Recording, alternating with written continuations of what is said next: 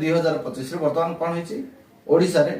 national level रो company बहुत गुडे काम करछन लोकल प्लेयर बहुत कम अछन नेशनल लेवल रो कंपनी माने आसीबा द्वारा कोन फायदा हला ना सेमानकर बिजनेस बहुत गुडे स्टेट होछि जदी गोटे स्टेट रे किछि आगे पछला आ गोटे स्टेट तांको प्रॉफिट टाको सेथरे एडजस्ट कर दो आ विशेष करके सेमानकर जो गोटे बल्क प्रोडक्शन अछि से प्रोडक्शन टाको तांके सब जगह रे इजीली डिस्ट्रीब्यूट करि परछन ए जिनसटा को आपण माने केमति बिजवे ना समस्त प्राय तो सोलो इन्फ्रास्ट्रक्चर हो जाइए माने निजर इन्फ्रास्ट्रक्चर हो जाइए प्रथम कौन होता ना कुकुड़ा चाष जो चलता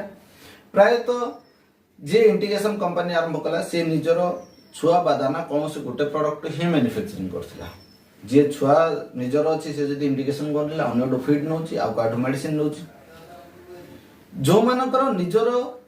फीड रहिला सेमान जले इंटीग्रेशन कले अन्य काठो छुआ नेले अन्य काठो मेडिसिन नेले ये धीरे धीरे समय सहित एमाने भी एति परिपक्व हो जाइछन जे निजर छुआ निजर दाना निजर मेडिसिन सब गुडा को ऑलमोस्ट